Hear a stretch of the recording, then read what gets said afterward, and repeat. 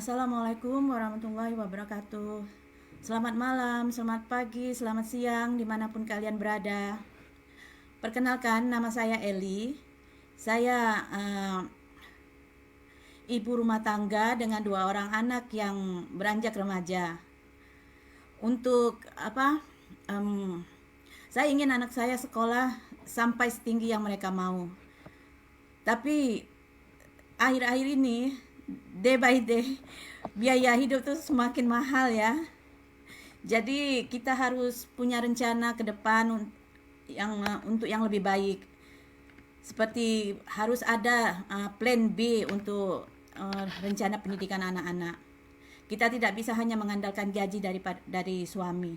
Apalagi saya hanya ibu rumah tangga, jadi income untuk di rumah itu hanya dari satu sumber.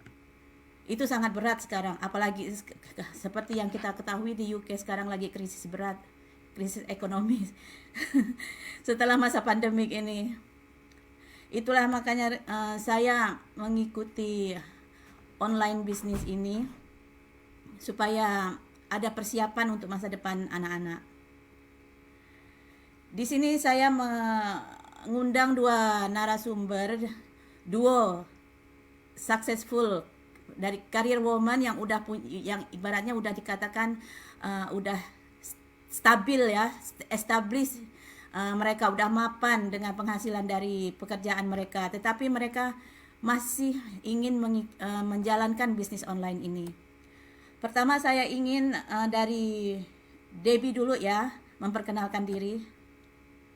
Halo Kak Eli, makasih dikasih kesempatan untuk share journey sama semoga menginspirasi untuk teman-teman serantau yang seperti kita juga di luar negeri. Halo teman-teman, nama saya Debbie Sibarani.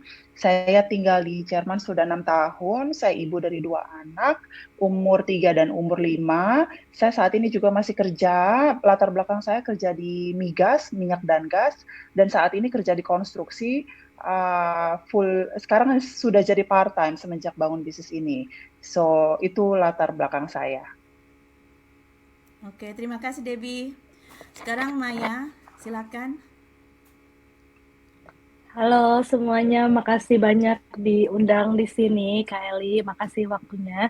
Eh, untuk saya masih bekerja full time juga di bagian farmasi. Saya farmasis di sini di US, tepatnya di Vancouver, Washington State.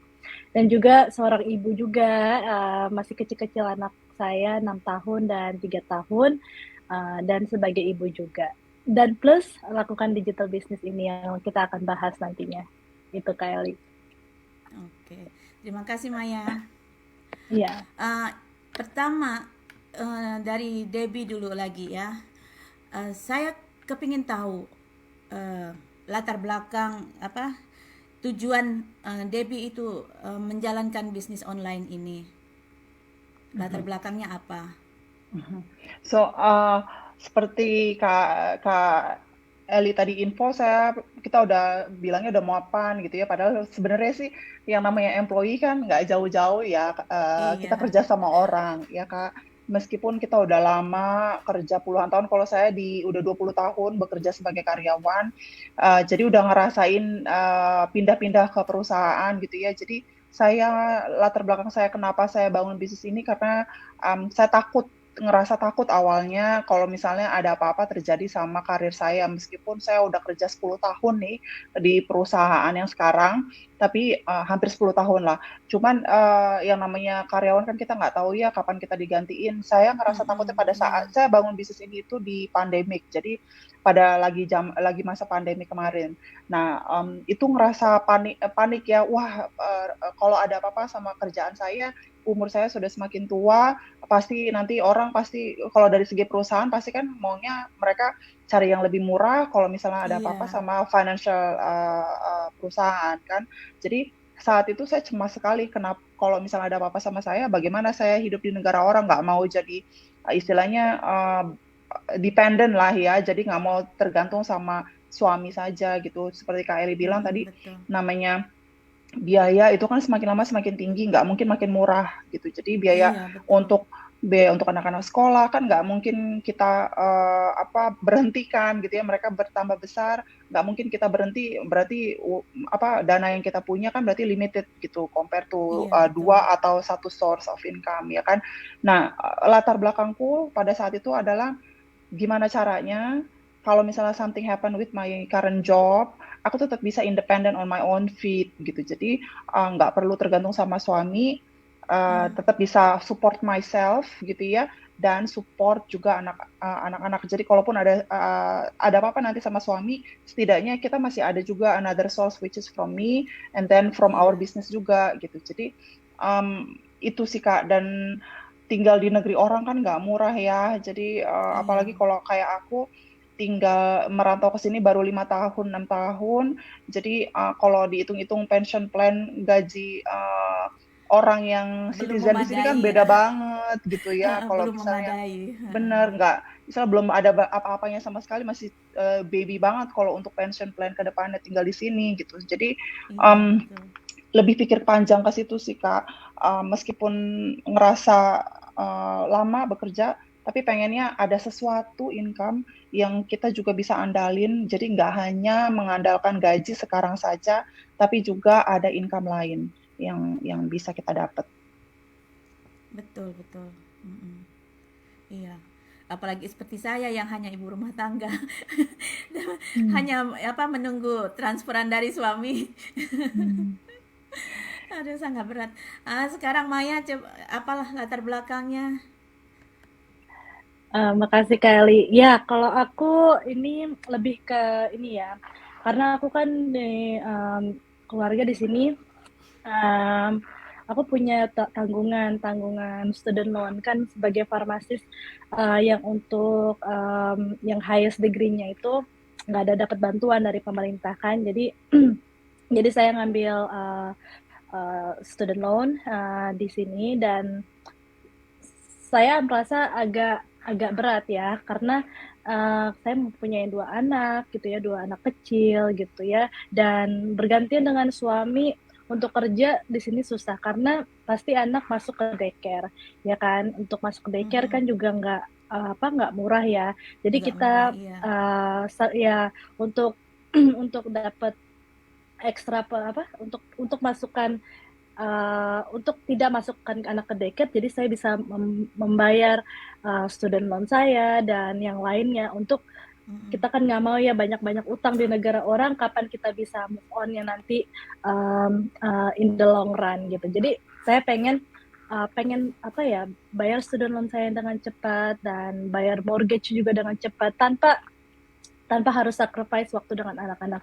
Kalau pekerjaan saya sebagai healthcare di sini juga pas masa pandemik itu udah lumrah banget ya, kerja long hours on my feet. Saya bekerja berdiri 10 jam sampai 11 jam ke atas tiap harinya gitu ya. Dan Pegel yang Kak. saya dapat ya, mungkin ya, dan yang saya dapat juga, maksudnya memang gajinya besar, tapi juga kan saya punya tanggungan juga untuk student loan Mm-mm. gitu ya, untuk yang lainnya gitu, dan yang main income juga saya, karena kalau saya dan suami saya bekerja dua-duanya, anak saya juga harus masukkan ke daycare gitu ya, dan masukkan ke daycare juga di sini nggak murah sama sekali. Jadi untuk suami saya bekerja more gitu ya, hanya untuk bayar daycare, tapi di daycare juga anak-anak juga kadang-kadang kan bukan orang tuanya yang ngurus dan banyak yang diurus, jadi nggak ada perhatian gitu. Ya, Betul. kita sacrifice lah untuk anak kita, ya satunya ya nggak bekerja hanya part time, yang satunya full time, which is me is full time. Dan ketika pandemik tuh saya ngerasa kayaknya kalau begini terus gitu ya, kayaknya nggak mungkin, akan lama banget, dan mungkin sampai pensiun pun saya nggak bakal bayar student loan saya gitu. Jadi ada rasa panik juga, anxiety gitu ya. Mm. Yang saya tukar adalah fisik saya gitu ya. Untuk mendapatkan gaji besar, saya tukar dengan fisik saya yang lama kelamaan saya merasa diri saya nggak kuat lagi gitu ya. Nanti gimana kalau saya sakit, saya yang tanggungan kan, saya yang bertanggungan Iya. dengan kedua anak saya itu. Kalau saya sakit, anak-anak gimana gitu ya, masa Betul. depan anak-anak saya gimana ya.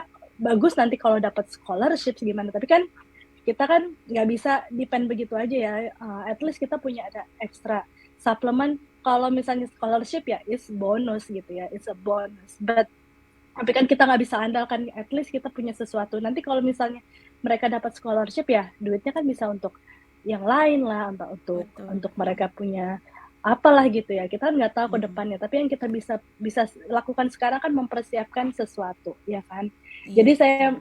saya at that time ya, maksudnya apa sih yang bisa saya lakuin gitu ya sambil bekerja ya, saya kerja full time gitu ya, udah capek juga, dan keluarga juga ada yang diurus gitu, tapi pengen ada sesuatu, tapi ya nggak tahu lah apa sih gitu ya. Nggak mungkin Iya. juga saya punya job lain, nggak mungkin juga punya bisnis yang tradisional, karena di otak saya tradisional bisnis ya ada di keluarga saya dulu ya, sacrifice a lot gitu ya, sacrifice Mm-mm. so much time gitu ya, untuk keluarga juga nggak ada waktu untuk keluarga, dan malah mereka habis-habisan juga untuk bisnis mereka gitu. Jadi itu di otak saya tuh bisnis tuh kayak begitu, tapi ketika saya ketemu dengan ini, it's too good to be true ya, dan saya dive in more info lagi gitu ya, saya tanya orang yang bersangkutan dan cari lagi informasi, dan saya lihat satu persatu yang udah sukses dari journey-nya mereka dari awal sampai sekarang. Itu kelihatan semua bagaimana mereka cara memulai bisnis ini sampai mereka sukses. Itu benar-benar real adanya, dan itu seperti real people, saya seperti kita juga gitu ya, yang ingin melakukan perubahan gitu. Dan bagusnya di sini tuh udah ada semuanya dari A sampai Z yang kita lakukan. Jadi dari situ tuh semotivasi saya gitu ya, semua orang bisa tanpa ada experience, kenapa saya enggak gitu ya, toh juga banyak banget suportifnya gitu, terus legal juga, jadi nothing tulus sebenarnya, dan alhamdulillah sih saya mengambil keputusan yang menurut saya itu Tepat. keputusan Mm-mm. yang yang berani banget, yang saya Mm-mm. nekat juga, tapi alhamdulillah ya, dengan kenekatan itu, dengan keberanian itu malah menghasilkan yang tanpa saya duga gitu ya. Jadi kalau misalnya saya nggak coba juga, saya juga nggak tahu apa-apa gitu ya. Tapi karena saya coba dan saya pelajarin, ternyata ya it's a blessing gitu, gitu kayak. Hmm. Oke. Eh, selain itu saya juga ingin tanya, ini kan ibaratnya bisnis online ini kan new field untuk kita ya, ladang baru. Pasti merupakan suatu tantangan, challenge, dan selain tantangan juga pasti banyak rintangan yang harus dihadapi untuk memulai. Coba saya kepingin tahu gimana mengatasi itu semua dari Debbie lagi. Iya, rata-rata kita yang di sini kan nggak punya background sama sekali. Iya. Karena yang kita tahu kan rata-rata di sini kerja puluhan tahun ya sebagai karyawan. Nah, kita sama-sama nggak punya. Kalau aku sendiri pribadi nggak pernah punya urusan dengan bisnis, dan juga nggak ngerti digital thing lah gitu. Yang aku tahu Mm-mm. hanya Facebook aja, playing untuk koneksi sama teman sama saudara di Indonesia.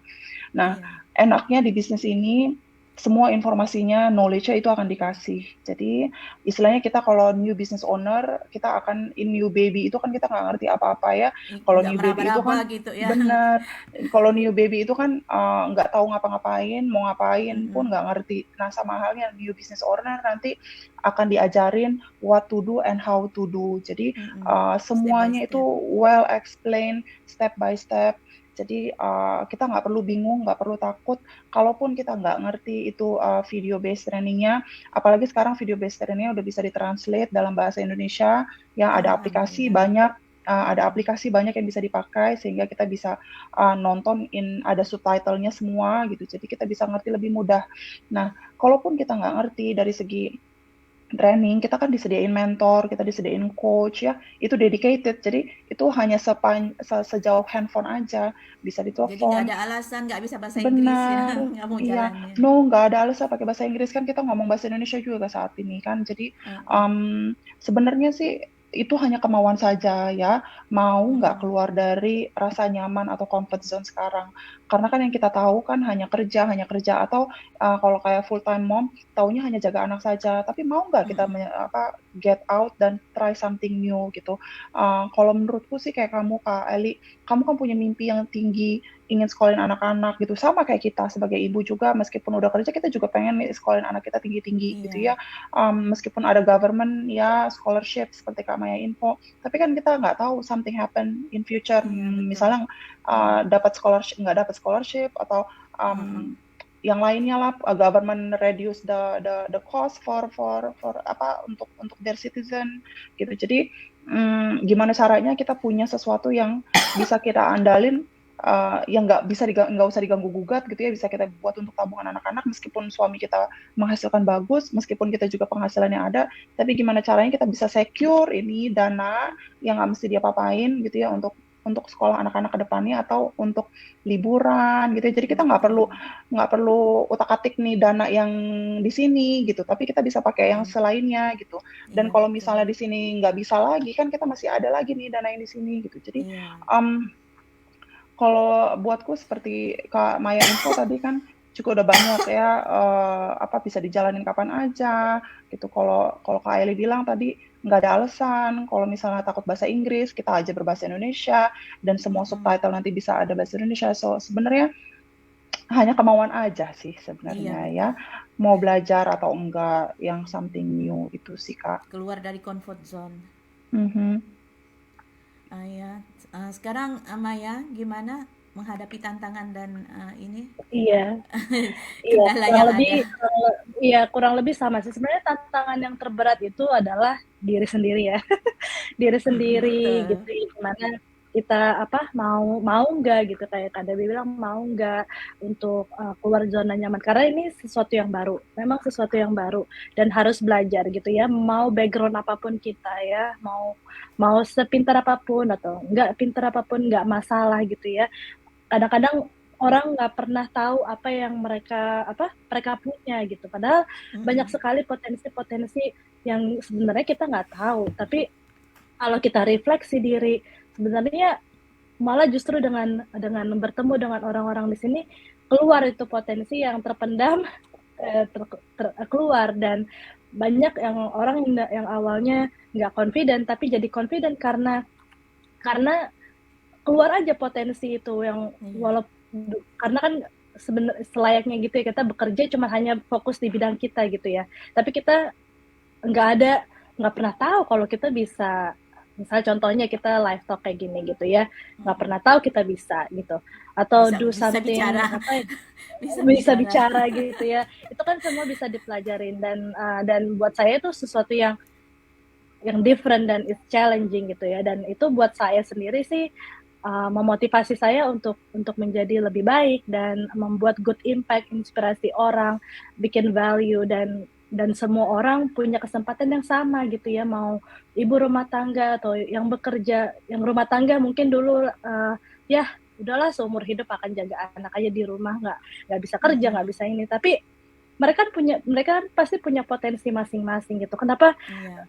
kenapa nggak disalurkan gitu ya kenapa yang biasa kita cuman scrolling sosial media segala macam ternyata banyak banget yang kita nggak tahu tentang sosial media dan kita bisa pelajarin di sini dan dapat dapat penghasilan juga gitu ya yang kita Mm-mm, sebelumnya betul. cuman zaman wasting time gitu ya dan di sini kita nggak pernah tahu dan bisa menghasilkan dan semua orang punya kesempatan yang sama dan semua orang different different apa ya different people have different talent different bakat Mm-mm, yang terpendam yang bisa bisa mereka keluarkan di sini dan semua orang punya brand masing-masing makanya kita nggak pernah kompetisi sama sekali di sini kita saling membantu karena dengan di sini kita benar-benar seperti family gitu. Iya, Buat saya sih yes. musuh terbesar adalah diri sendiri. Kalau kita udah Betul, bisa betul. mengalahkan kemalasan, mengalahkan excuse yang ada gitu ya, mengalahkan sesuatu prioritas yang harus dilakukan sekarang untuk masa depan. Jadi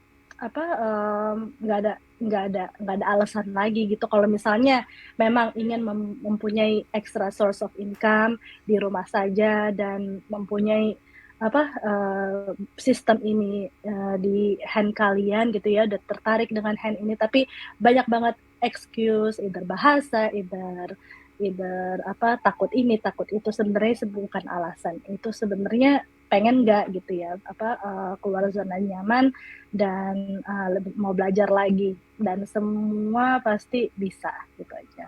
Iya, amin insya Allah. Seperti saya rasanya jadi mendapat sedikit skill dengan mendapatkan communication skill. Yang pertama hanya takut melihat kamera, kayaknya langsung gemeter. Sekarang mulai bisa sedikit bicara. Ada untungnya, bukan lagi ada untungnya, banyak untungnya kalau bisa join ke bisnis ini.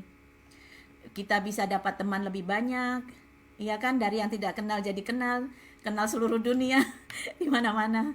Banyak dengan kenal tiap orang berbagi pengalaman, mendapat skill lagi. Benar. Oke, terima kasih ya Maya, terima kasih Debbie atas partisipasinya di page saya ini. Sama-sama, Kak. Sama-sama, makasih Next banyak. time kita ini lagi live talk lagi di kesempatan yang lain. Oke, pemirsa, saya cukupkan sampai di sini dulu. Sampai jumpa lain kali. Assalamualaikum warahmatullahi Assalamualaikum. wabarakatuh. Bye bye. Waalaikumsalam. Bye. Makasih. Iya.